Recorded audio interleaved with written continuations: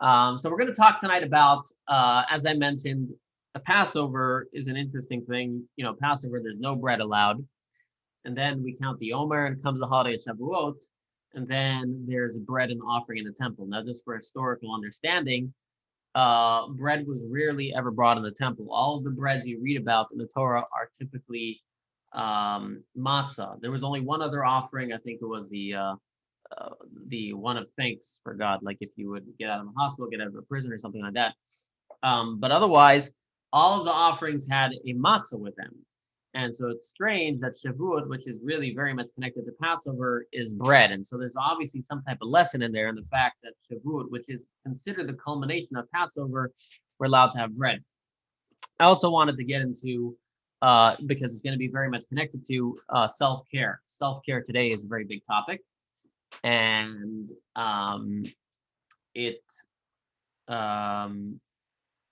and people wonder, is it a good thing in Judaism? How does Judaism view it? And I think people also wonder themselves, forget, even if you're not Jewish, when is self-care being selfish and when is self-care being helpful? It's kind of a fine line that, as a parent, let's say, I want to take self-care, but then you might feel guilty you're taking time off of your kids. Or as a spouse, you might want to go for a hobby with friends. You might want to go golfing, but at what point does it become destructive to the relationship? And in any field, there's a topic of self-care, and the question becomes, at what point is it helpful? At what point is it selfish? And that will come out of today's discussion. So first, we're going to discuss technicality of the Omer. So everybody knows that we count the Omer now for 49 days.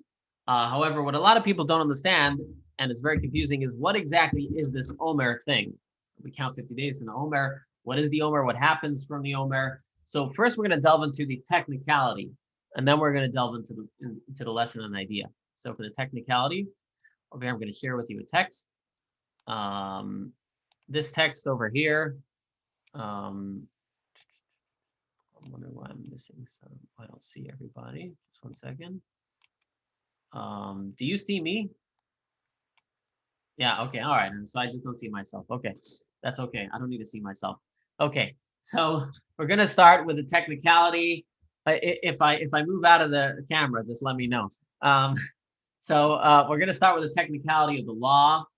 What is the Omer? Like I said, a lot of people wonder what's the Omer. So let's take a look in the Torah, and then let's get an understanding of the Omer, and then we'll get to the lesson and how it relates to what I just spoke to a moment ago. So this is Leviticus, and it says like this: you shall count from the day following the Passover holiday when you brought the Omer offering 7 complete weeks. So the Torah tells us, count from the day following the Passover holiday. So that would mean the second day of Passover. It doesn't mean after Passover. It means the second day of Passover. The Passover holiday is the 15th. So on the 16th, the day you start counting.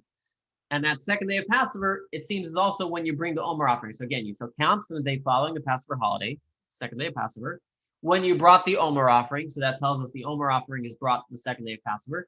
7 complete weeks. So we're counting 7 weeks. So again, to recap, Passover falls out on the 15th of Nisan. On the 16th of Nisan, we bring this offering. It's called an Omer offering, which I'm going to explain in a moment. What is an Omer offering? And then we count 7 complete weeks. Until the day after the 7th week, you shall count 50 days. So 7 complete weeks is 49. So after 49 is the number 50. So on the 50th day is going to be another holiday called Shavuot, but also there's a special offering. And then you shall present a new meal offering to God. And I'll explain what we mean by new meal offering. So again, from the second day of Passover, 49 days, now the 50th day, which is the holiday of Shavuot, you bring a special new meal offering. From your settlements, bring 2 loaves of bread as a wave offering. So that offering that was brought on Shavuot, which is clearly here connected to Passover, had to be a bread offering, which, as I said, is very rare in the temple. As a wave offering means literally they would pick it up and wave it. They should be made of 2/10 of an ephah measurement. That's a biblical measurement of wheat meal, and shall be baked as leavened bread. Now, wheat meal is important, as we'll get to soon, because the Omer offering was barley. They are the first harvest offered to God. Now, this is also an important thing. They are the first harvest offered to God. So this offering that's brought on Shavuot is the first harvest. So let's break it down. Let's start with the Omer offering. Let's explain the Omer offering. Then we'll go back and we will explain the other offering. So let's take a look over here. I just pulled up from Chabad.org.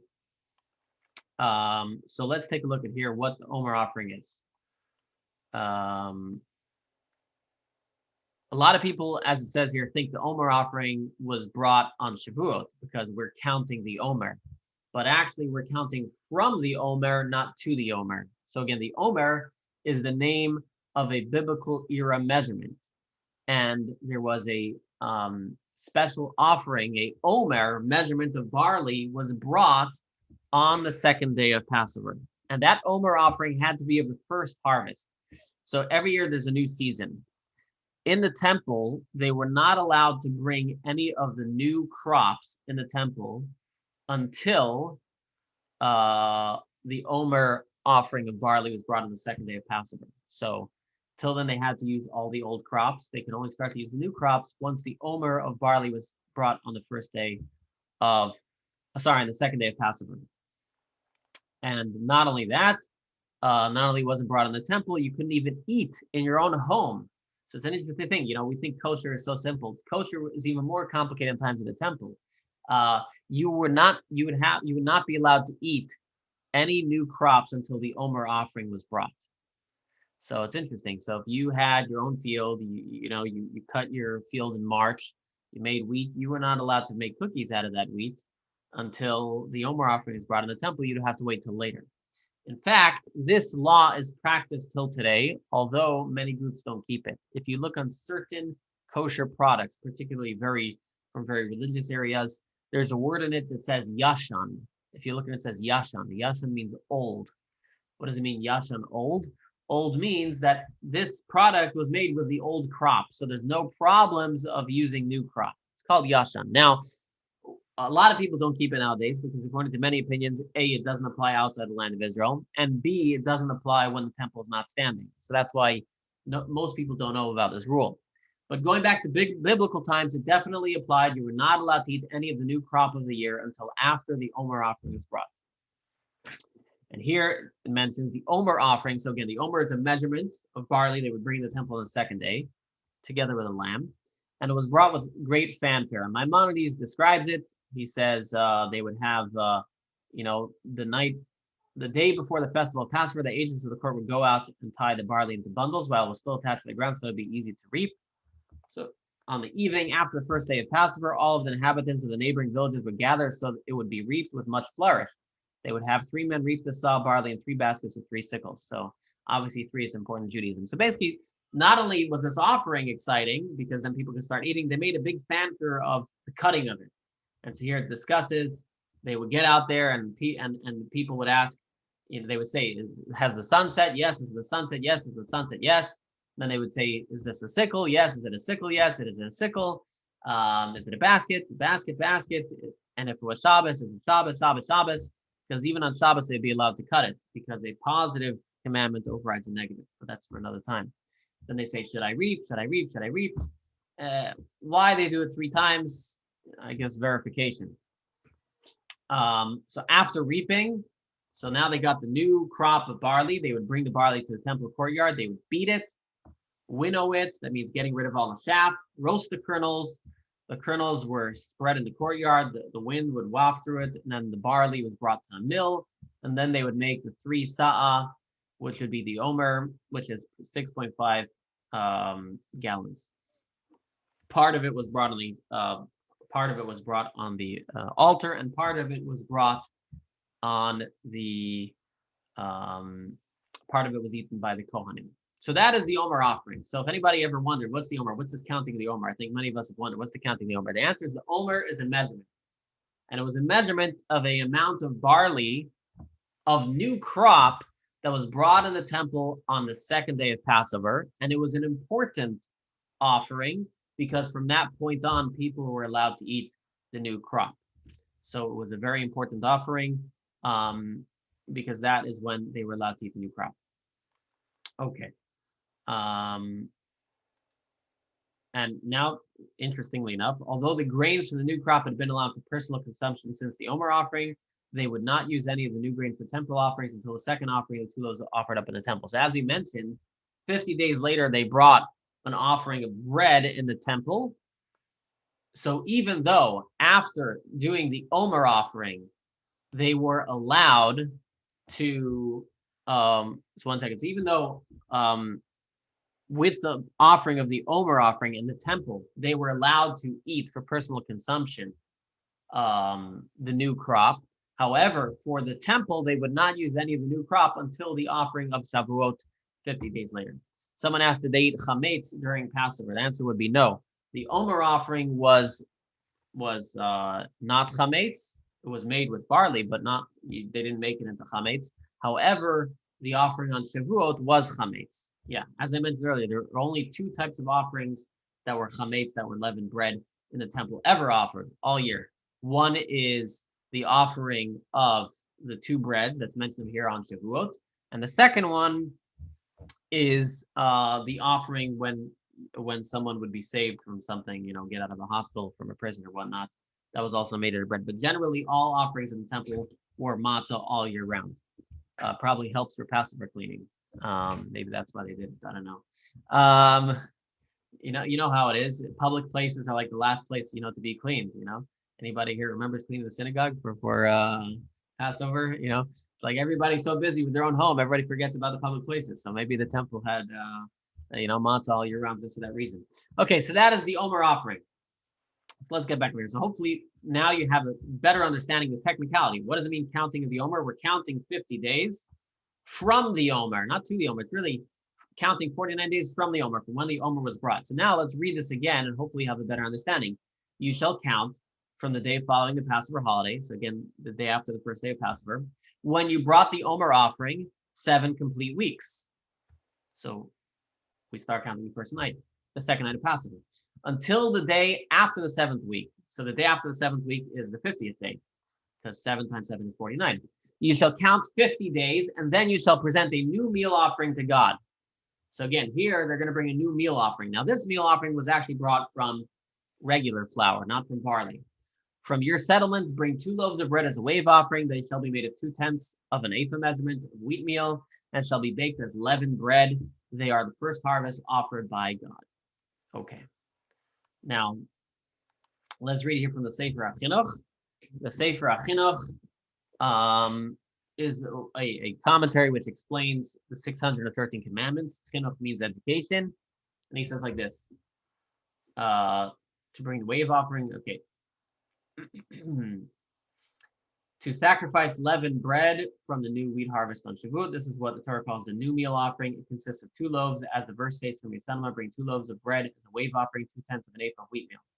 They would do as follows. So earlier we read how the Omer offering was from Maimonides, from Chabad.org. Now the Chinuch is going to explain to us what the process of making that bread for Shavuot was. They would bring 3 sa'ah, that's a biblical measurement, of new wheat, and rub them and pound them just like all meal offerings, and grind them and make 2 loaves from them. Each loaf was 7 hand breadths long. So this is a hand breadth. Okay. So 7. 4 hand breadths wide and 4 fingers tall.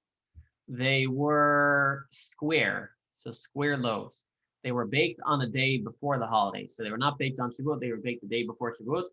And on the morrow, after their waving, they were eaten by the priest on a day and half a night. So just an interesting thing about day and half a night. Every offering has a specific time limit, how long you can eat it. You get 2 days to eat it, 1 day to eat it, a day and a half. So he's saying here it was a day and a half. All right. So that is the technical aspect of the counting of the Omer. Anybody has any questions on the technical? Because now we're going to go a little bit further and deeper into our lives and lessons. Does everybody have a clear understanding now what it means, the counting of the Omer? And hopefully you also have an interesting understanding of what it means, Yashan. When you see on a box, it says Yashan. I'm wondering if I have something here, but it will say on something, probably on like a Bisley or something from Israel. They usually will say those things. They might say Yashan. That means it's from the old crop. Today, those who are strict only use new crop after Shavuot. They wait till Shavuot and then they start using the new crop. Because we're not bringing the temple offering of the Omer on Pesach, so I believe they wait until after Shavuot and then they start using the new crop of the new year. Okay, so now let's get to our point over here. All right, so here the Rebbe points out on Passover, chametz is forbidden, and during the Omer period, it is permitted. And on Shavuot, it becomes a commandment. So if you think of it, there's actually 3 stages. Passover, leavened bread is forbidden. Shavuot, the Omer, you don't have to eat bread, but you're allowed to eat bread. And then we come to Shavuot, where it's a mandatory to eat bread. And this raises the question, if chametz is forbidden on Passover, how does it suddenly become an article of mitzvah? So this brings us to our point that I was mentioning earlier. Most people know that if you've been around any Jewish practice for a while, what does matzah symbolize? Anybody? Any thoughts? Matzah symbolizes humility. Humility, right? Humility. Matzah symbolizes humility. Exactly. So let's read it here. This is from the Or HaTorah. It's from the first Chabad Rebbe. He writes, the difference between chametz and matzah is chametz represents ego as expressed in the fact that it rises, and matzah represents humility in that it does not rise. Now let's just take that for a moment. If we understand that chametz is ego, really we should avoid it all year. Again, you say, well, what do you mean? We need to eat bread, okay? Just taking from if this is really the symbolism, on Pesach, we say we're getting rid of our bread because ego is terrible, right? Ego is terrible. Bread is ego. We're getting rid of the ego. Then why do we eat bread all year? Why only once a year? We should get rid of it all year. If ego is a bad thing, again, think we're taking the deeper dimension of the Torah tonight. What is the meaning in the fact that we actually do eat bread all year?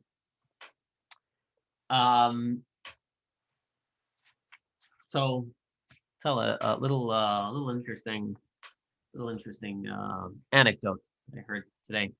So they say the Yetzer Hara, the evil inclination, came to God. He came to God and he said, God, I've got a bad business going on over here. My name is the Yetzer Hara, the evil inclination. I come to people, I give them ideas and thoughts, and they don't listen to me. They say, what's your opinion? Then they say, what's your name? I say, Yetzer Hara. What's Yetzer Hara? Evil inclination. Oh, evil inclination. We don't want to hear from evil inclination. Or better yet, send me an email and I never hear back from them, as we do with all the telemarketers. So he says, God is bad for business. So God says, okay, we'll change your name. Let's call you Satan. Let's call you Satan. So he comes back down to the world. He tries to do more business. He says, he starts to give his advice. People say, what's your name? Satan. Oh, what does Satan mean? Oh, adversary. Adversary. Ooh, that's not a good thing. Satan? Oh, Satan, Satan. Oh my gosh. Nobody wants to listen to him. Okay, so he heads back to God. He says, God, people are still not listening to me. The name changes are not working. And so he comes back to God. God says, I got another name for you. And this is one, if anybody's learned it, Tanya's heard this one. We'll call you Nefesh Bahamas, the animal soul. Okay, no evil connotation over there. So he comes back down, starts to give his advice. And they say, who are you? He says, oh, I'm the animal soul. Animal soul? I mean, animals are nice, but I don't take advice from my animals, except for, I guess, Super Bowl predictions. I think they always have the animals make it. But generally, people don't take their advice from animals. He comes back to God, and God says, all right, I finally got a name for you. Nobody's ever going to catch it on. Nobody's ever going to know. We'll call you self, aka ego. We'll call you self. And now nobody will catch on. Nobody will know what's going on. And that's really what the evil inclination does, is he's always coming there. He's protecting us. He's taking care of us. He's there for us. He's trying to look out for our best interests. But it's really ego. It's really an exercise in self. And that becomes an interesting topic when we talk about today. And like I said earlier, we run the risk. Today, there's a lot of self-help books. Self-care is a big topic. A lot of people are working on themselves. And self-care can sometimes be very, very self-focused and ego to an extent, and actually not beneficial to the people around you. I also heard there's a therapist, he likes to say like this.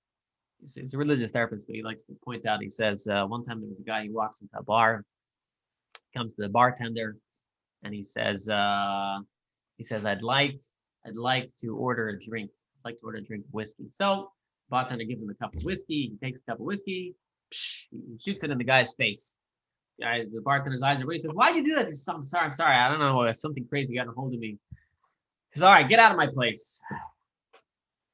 All right. Next day, the same man walks in. The bartender sees him right away. He says, "What are you doing here?" I said, "Get out." He says, "Listen. Yesterday was a real mistake. I must have had a bad day. So it's gonna be okay."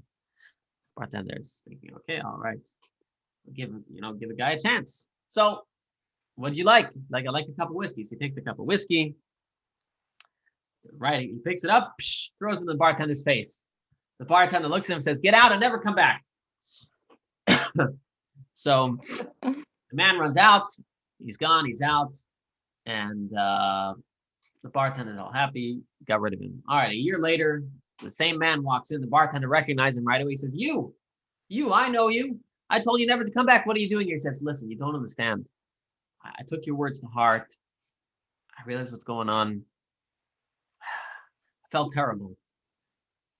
So I went to therapy. I've been going for a year in therapy, telling you I'm all better. I'm all better." So he sits down. The bartender says, "Okay, what do you like?" He says, "I like a cup of whiskey." So he gives him a cup of whiskey, takes a cup of whiskey, throws it straight in his eyes again. He says, the bartender's standing there, his eyes burning. He says, "What's going on over here? You told me you went for a year in therapy." He says, "Yeah, I did. I went for a year in therapy. And you know what happens?" He says, "So what gives?" He says, "Listen, before I went to therapy, I felt bad about what I did. Now it doesn't bother me anymore." So what's the point? Therapy is amoral. It's not necessarily moral or immoral. And the same problem we can have with self-care or anything else. Self-care doesn't necessarily have a moral other than taking care of yourself. And that's why it can be done in a good way or in a bad way. And so we are going to learn over here the secret of how to make sure when we do self-care, we are doing it in a way that is beneficial to others. As I mentioned earlier, everybody needs time off. A spouse needs their own hobby. Let's say separate of every spouse needs to do their own hobby. But if their own hobby becomes too much, it may be not beneficial to the marriage, or parents or teachers or everything. Self-care can come to negative places. And why? Because at the end of the day, self-care is a focus on yourself, and that's always dangerous territory. Anytime you're focused on yourself, it's a dangerous territory. Okay, so let's take a look.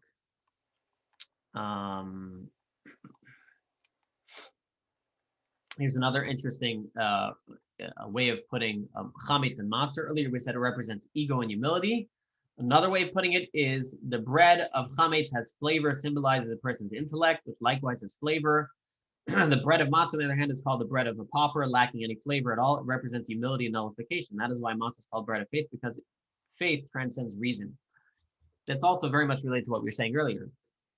Bread represents something that's tasteful, intellect, something we understand. We can also call it rationalization with our thinking mind. Our thinking mind is such a great thing and also a big downfall. We can rationalize anything away. The human being has a way of rationalizing anything they do negative and to spin it as a positive. And whereas if we're just simple people with simple faith, we'll do the right thing. But we still, at the end of the day, have a question. So what am I supposed to be? Am I supposed to be a non-thinking person? Someone who just, like I said, people think of humility as the person who just sits like this all day, bent over and doesn't think about themselves. Are we going to be a gift to society like that? Are we going to be able to help others like that? And any thoughts? Any thoughts? I've been presenting an issue. I haven't given you the answer yet. I'm just curious if anybody has any thoughts.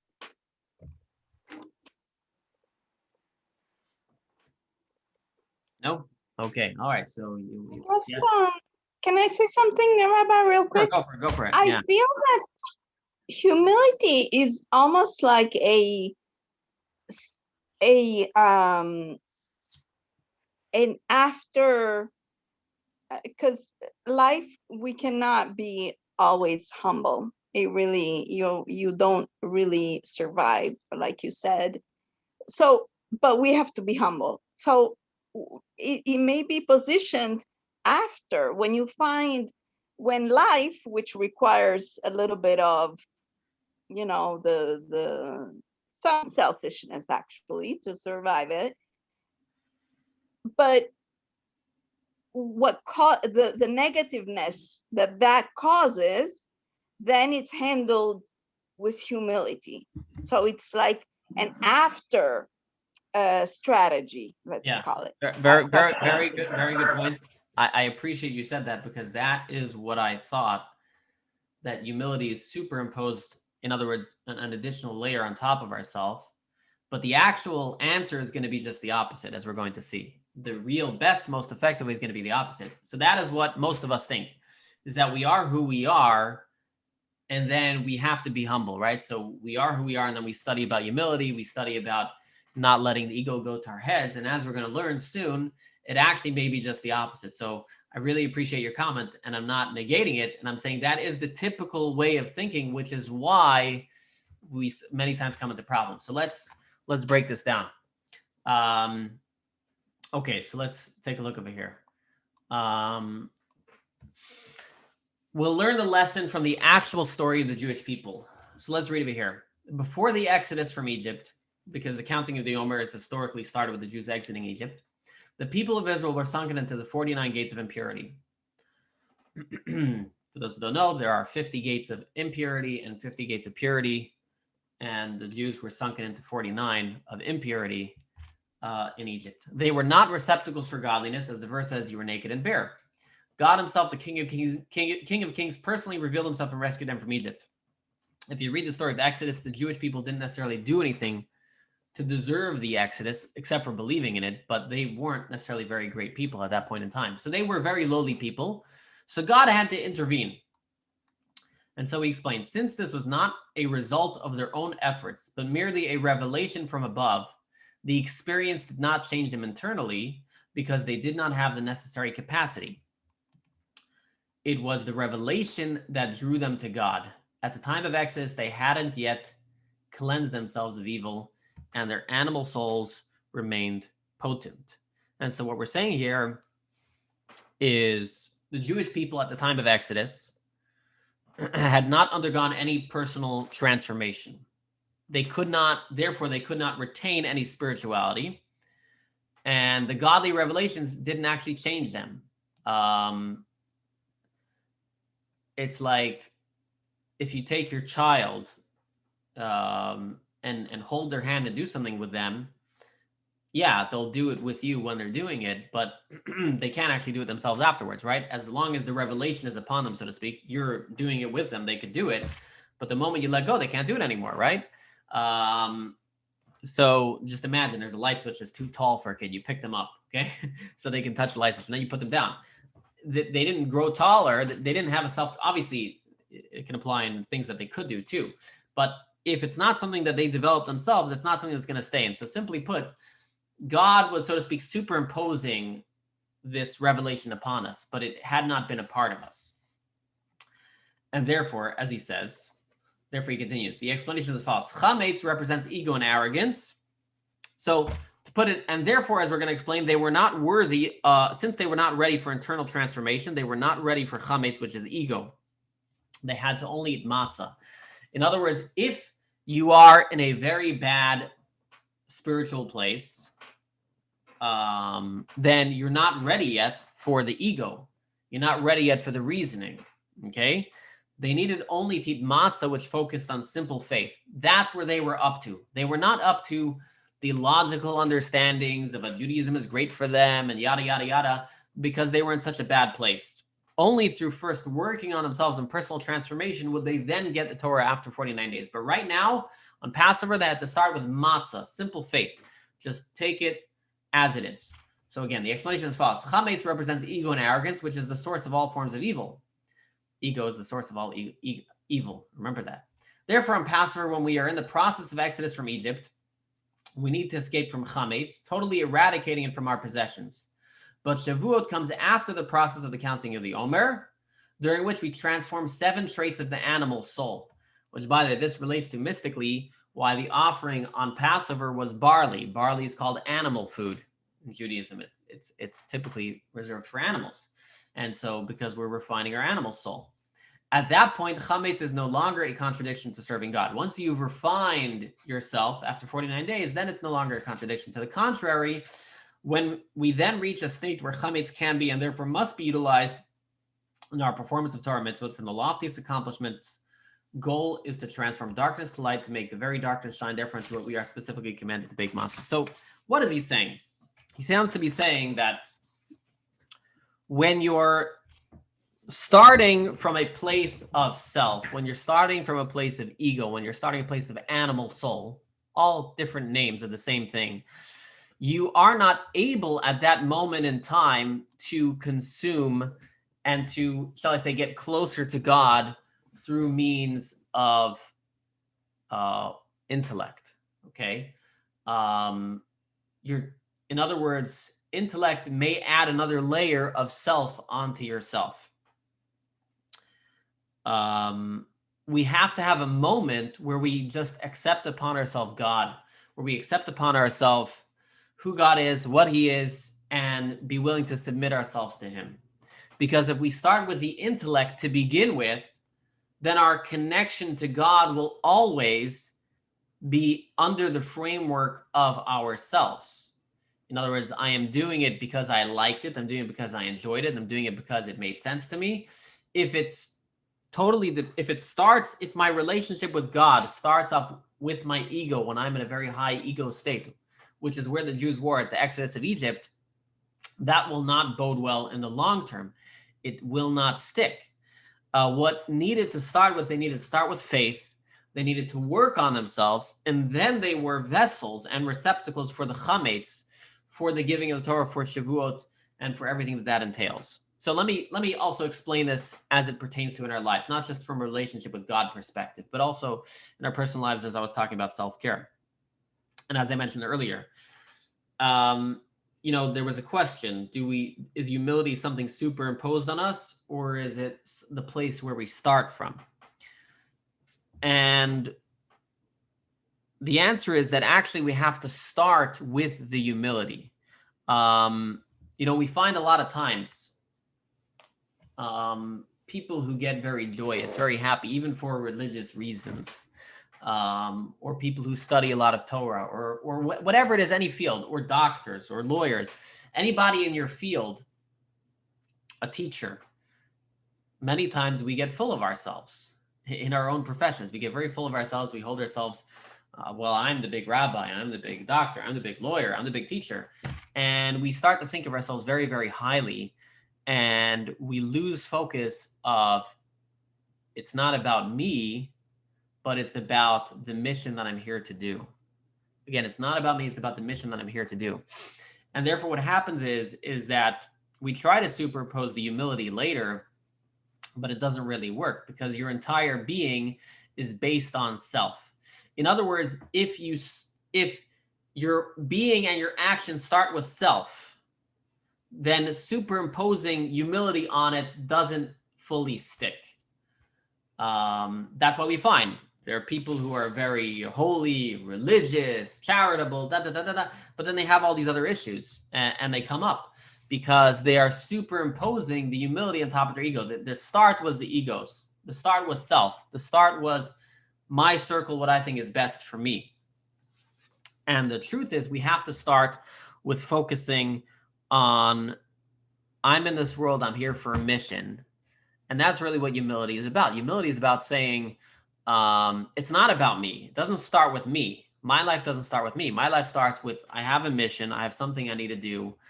And I'm going to do it the best of my ability. So let's say somebody becomes, let's take a far out example. Somebody becomes a rabbi. Okay. So, no, you probably never met one or seen one. You definitely don't want to meet one. But let's say someone, they study to become a rabbi. If they're studying from a point starting with self, then they very easily can get offended, and very easily people test their authority, can get to them very easily, and then they'll study books about humility and I got to be humble over here and not let the person get to me.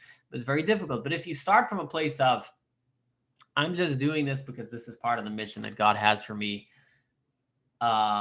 Yes, I'll have to protect. You don't have to let people stomp over you, but things don't get to you as much. Or let's say a doctor. Doctors all the time are being challenged by their patients, especially today. And you see this all the time in hospitals and whatnot. A lot of doctors go on I hate to say power trips, but it happens a lot. You go to a hospital, a doctor says his opinion. You call up a friend who's also a doctor, whatnot, and you have a different opinion. They get all upset. You ask another opinion, right? That's because they're not coming there from a perspective, or they've gotten too much into themselves. That's what I'm trying to say. They started from a perspective of self. They didn't start with, I'm studying medicine so I can help others. Although I'm sure that was part of their idea, but it's also, I'm studying medicine. I want to be known as a well-known doctor. I think I'm really smart. Whatever it is, part of their doctrine is a lot of ego was mixed in there. And so when someone asks another opinion, they get very ticked off. Whereas if they didn't start from there, even if they think that the other doctor is wrong, they could say, well, I'm just trying to help. I believe I got the right knowledge. I believe I got the right ideas. I'm going to share it with you. You don't want to take my advice. You want to listen to this other doctor. What can I do?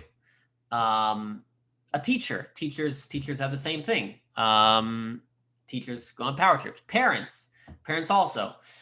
In parenting, this happens a lot. Parenting, we sometimes are raising the kids because of what we want to see the kids to be.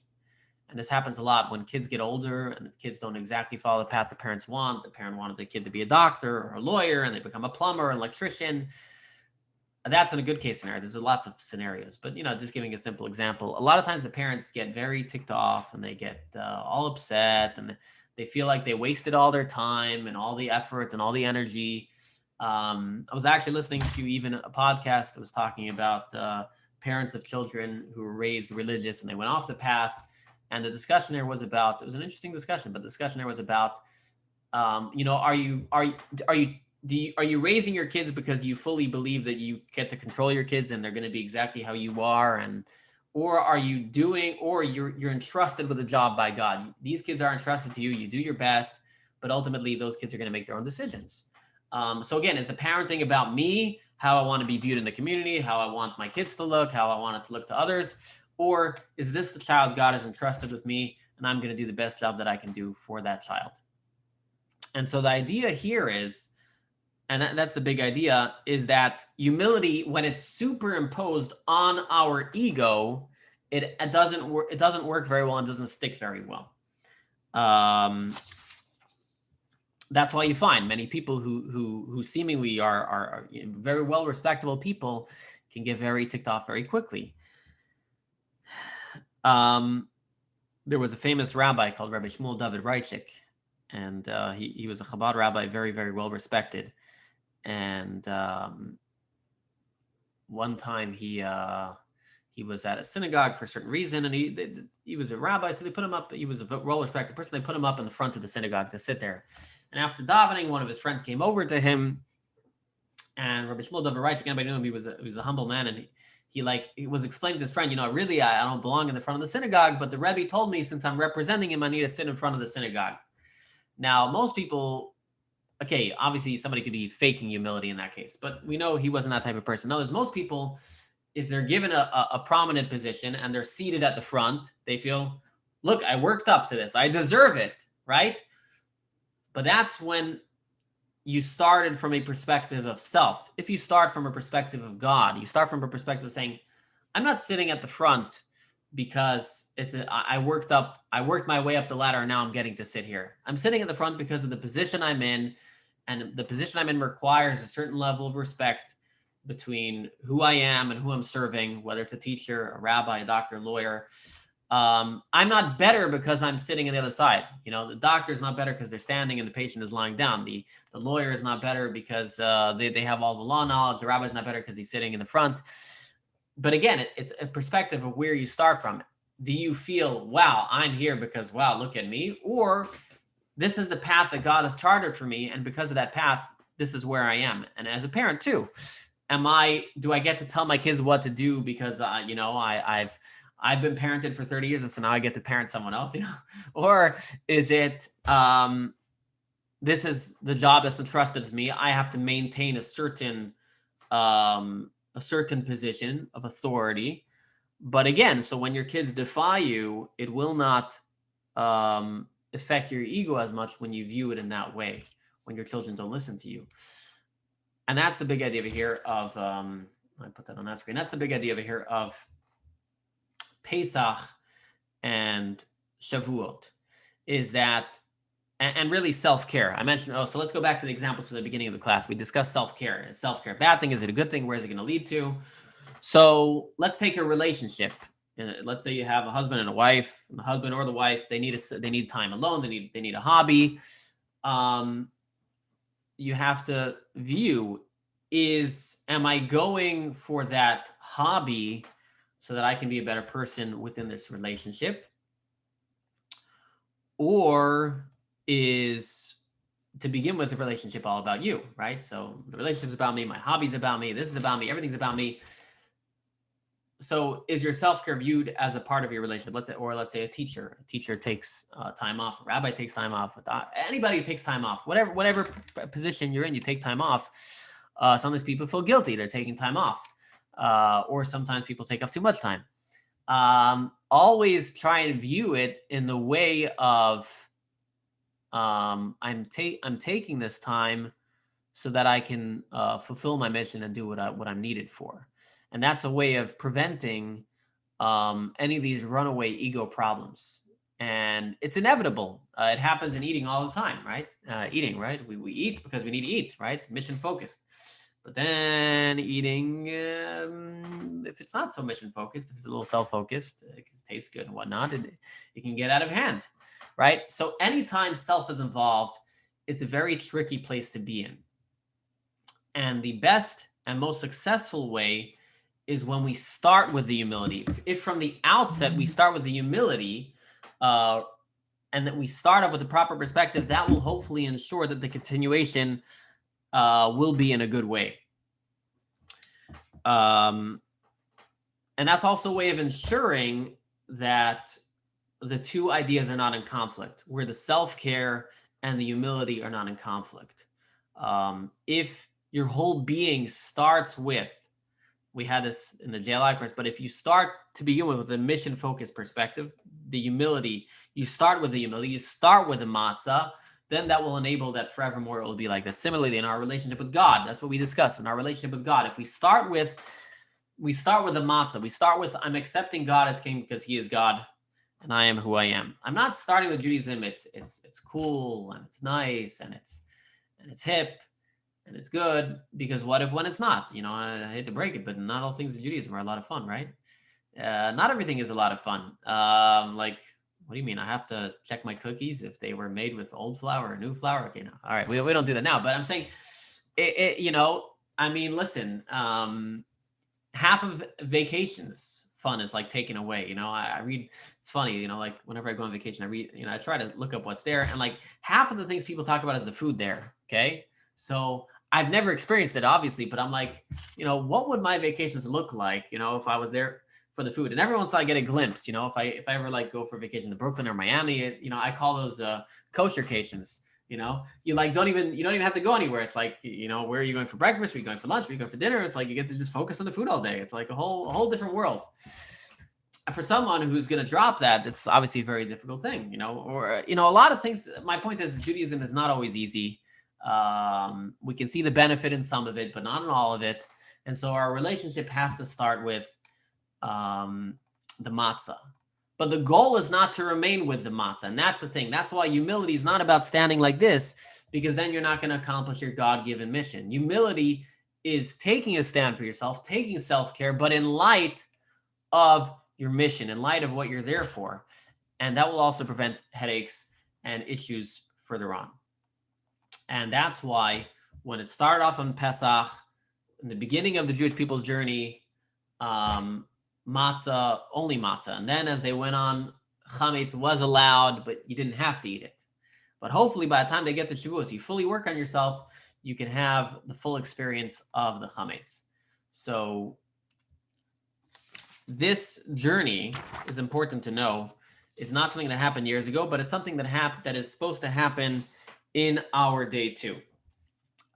Because as we know, we're supposed to view ourselves as also experiencing the Exodus of Egypt. And so I'm supposed to have a text up here on the screen. One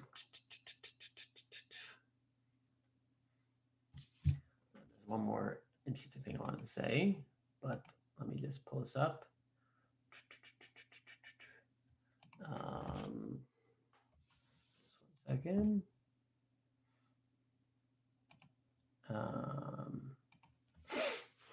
I don't know why I did this. Okay. So let's see. Any questions, by the way? It's a good time for questions. No? Nothing? Okay. So let's take a look over here.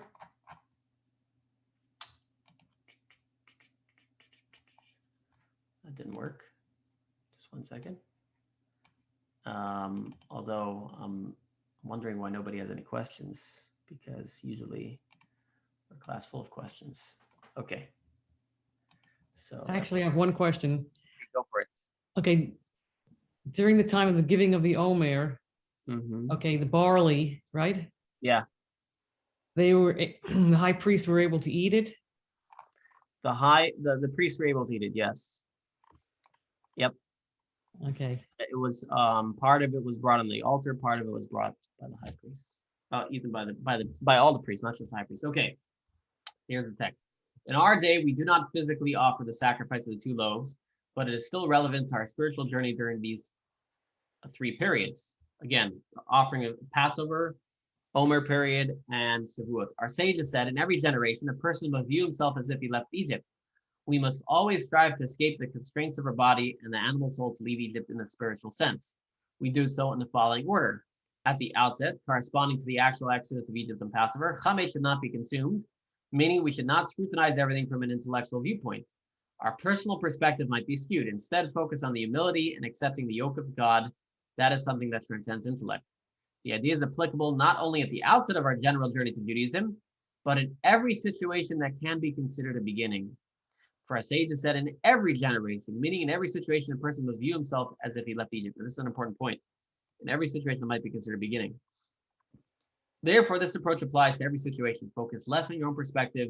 As we said earlier, even righteous people need to strive to escape their limitations. However, once you leave your Egypt, your constraints and limitations, chametz, is no longer prohibited.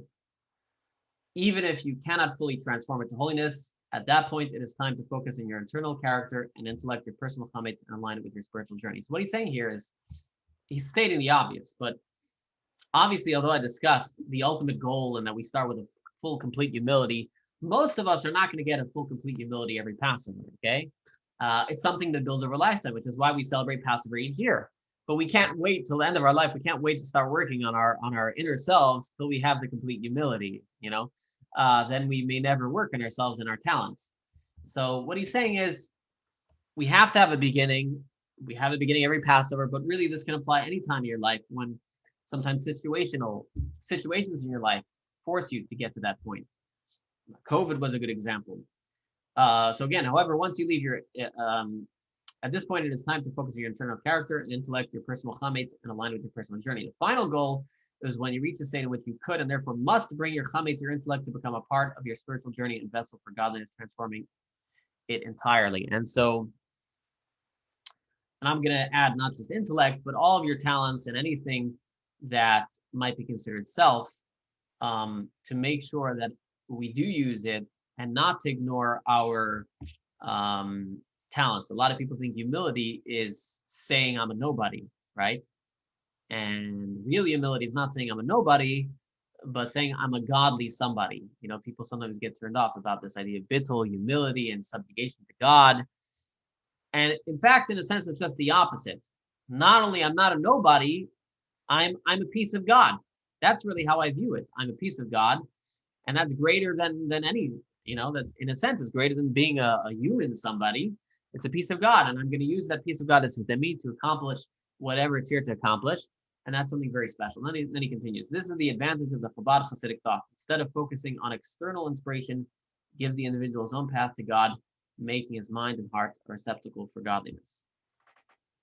And that's the idea, which we said earlier. We said Passover is when God just came to us. He took us out of Egypt. That was the external inspiration. But ultimately, the goal is not to just rely on the external inspiration, but to constantly be inspired by ourselves. And that's what Chabad is about. Chabad, as I'm sure you know, stands for Chachma, Bina, Dat. Wisdom, knowledge, and wisdom, understanding, and knowledge. Chabad had the philosophy that every single person should study and study deeply, and ideas about God and ways to make their minds and their hearts a receptacle for godliness. And it doesn't happen overnight. If we spend think about it this way, if we spend all our time focusing on the latest baseball scores or the latest food that we want, or the item that we want to buy from Amazon, or, there's so many physical things today. And in the name of self-care, we can get very focused on ourselves. Oh, I had a thought about this, about homes just today. Why did I think about it? I'll tell you why. Let's connect to this. I'm driving by these homes, and this home they have like these big letters on it, big S or H, B, F, Y. This house or that house or this person's house. Listen, I'm not judging anybody if you have it on your house, and I'm sure you did it out of a place of humility. And honestly, I haven't seen any of your homes. I literally thought I was just driving on my road in my neighborhood. But I was thinking for a moment, and I'm like, for a lot of people, they judge their worth by their homes. They are their homes. If they can make that nice Florida home with the big pool and a good yard, and then they can put the letter of their name on the home, wow, I made it in life, And that's just, a home is really just a receptacle and a tool for God. By the way, I have my name in Hebrew on my front door too. It's not saying you shouldn't have your name in your house, but I'm just trying to say, what's the idea? Okay, I don't have the big giant letter A. Maybe I put a letter Aleph, but that would be to reach out to people. Oh, it's a Jewish home, letter Aleph. So yeah, everybody should get a big letter in Hebrew, because then it's not about you, then it's about your mission. So if you want to put a letter in your house, get a Hebrew letter. Everybody knows a Jewish home. But as I was saying, is sometimes when you look in the world, people have these things, but it's very much about self, of where they've gotten to in life, and status and symbol. And you can clearly tell, and we get too lost. And so that's what I'm saying. In the name of self, we're always researching the best physical this and the best physical that. What about our soul? Our soul is another half of our lives. And so that's what he's saying. You can, if you want to inspire yourself, you need to spend time. If you're just spending time painting your home and getting, buying nice tchotchkes on Amazon. And by the way, I mentioned Amazon because Amazon has become kind of like, I don't know if you experience this, but it's like almost like an addictive thing. It's like, when you get a package in the mail, it's like cool. It's like a little brush. Wow, it came. And then if you order something, it says coming like 5 days. You're like, oh my gosh, I can't believe shipping takes so long. 5 days. Why couldn't they have 2-day shipping or 1-day shipping? And it's like, we're too self-focused. In the name of self-care, sometimes we can get too caught up in ourselves. And we should spend at least as much time as we spend on our physical selves, at least as much time, or even a quarter of the time that we spend on our physical selves. Let's put it that way. If we even spent a quarter of the time we spend on our physical selves and our spiritual selves, we might become a receptacle for God. But so many people are wondering, why? I come to pray, I come to synagogue, I come here, I try to connect to God, it's not working. Well, you have to be a receptacle. God will sometimes reveal himself to you. You'll get lucky. But we have to make ourselves a receptacle. And how do you make yourself a receptacle? It's not by focusing on the latest and greatest. Do you have the iPhone Pro Max or the this or the that? And that's also the message we give to our family and our kids, is what we're focusing on, what we're thinking, and what's important to us in life. Actions speak louder than words. And so if we want the inspiration of all these holidays to really come to us and connect with us, and for us to feel it, we need to spend more time studying godly things. There's a lot of things out there, a lot of ways to do that. So many great books today, honestly, so many. I mean, we live in, people talk about the challenges of and the terrible things that are printed today and terrible things that are on TV. But really, all these things were created for the good, and they're abused for the bad. But that's how, Judaism, Chabad, the Rebbe would look at these things. It says these things, it's because it says about the Beit HaMikdash, it says about the Holy Temple. It says gold was only created for the temple. Then it was also used for, people use it for jewelry and other things, but ultimately it's created for holy purposes. anything good in this world is created for a holy purpose. TV, internet, all of these things are created to be a holy medium. And so today we have access to so much at our fingertips. So many ways to connect to God, so many ways to study about God, so many ways to make ourselves a receptacle for godliness. And so I guess the lesson and takeaway that I want everybody to take away from today is, we've passed Passover. Hopefully we're going to start from that place. It's going to be about our mission. It's not going to be about us. And in view of that, we're going to do things that are going to allow us to feel God in our lives in a real and meaningful way, not external inspiration and that's reliant on just the physical customs. Going off the tangent here again, but this is actually connected. Chabad, it's interesting. A lot of people wonder a lot why the actual, so at Chabad says we do something different, but if you go to actual Chabad community, we actually have a lot less customs than a lot of other groups. And the reason is that the theory in Chabad, the principal theory was that we want things to be internalized. If you add too many externalities to anything, then you can become too focused on the external. So again, if Passover is all about the external of it, Yom Kippur is about the external, in any holiday, we can get too caught up in the external. When really we should also spend time studying about the holiday, the meaning of the holiday, and how it can affect our lives. And so just as we can get caught up, so to speak, in the external of our physical lives, the same thing can happen to an extent about the holidays. Thank God today Rosh Hashanah dinners and Passover dinners have become very popular, but a lot of them, unfortunately, don't have a lot of meaning. And I've seen this. People, nobody here on this call, but it's become just about the food. And again, it's better. It's better than not celebrating at all. I'm not taking away from it at all, God forbid. But it would be nice if we can bring in a little more meaning into all of these things and actions that we do. The bar mitzvah. Bar mitzvah is a prime example. Bar and bat mitzvahs have become, in many places, a production. People forget it's about the child learning the responsibilities of their life. And so, again, in all these areas in our life, one way to keep ourselves straight is to take a moment and think, why am I here? Why am I doing this? Why am I doing the bar mitzvah? Is the bar mitzvah for me, or is it about the child? Is the bar mitzvah for me, or is it about God? That's Pesach. And then from there, we go to the Omer, in which we work on ourselves and we learn the meaning. Once our arrow is facing the right direction, then we can bring in the meaning, and then we can bring in the understanding. What is a bar mitzvah? What is a Passover? What is a Shavuot? What is it this? What is it that? Once we have the right arrow in the right direction, what is a Jewish home? Why do we have the big olive on our home? All these things, once we have the right direction, then we can be a real receptacle. And then when we focus on the inspiration, then inspiration will have the proper effect and will affect us and hit us in the right places, and will not be an extension of ourselves, but will be an extension of our mission. We won't just be studying about the holidays so I can sit there and tell others, but it'll be how to create a nicer experience for myself. And so that is my thought and idea for today.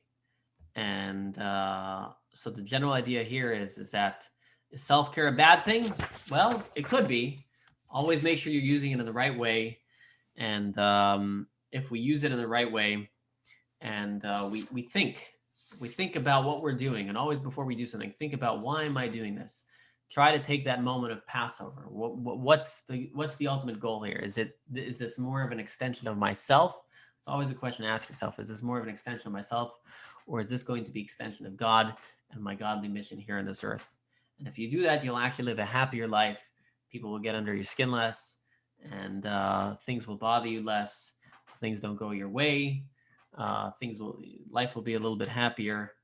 And that's my whole story for today. That's my spiel. So take that inspiration, take those two things, take the direction, take the arrow in your life, and then on top of that, do the study. And if we take these two steps, we'll all be leading a better, healthier Jewish and secular life, whichever way, in both areas of our life, will be much better.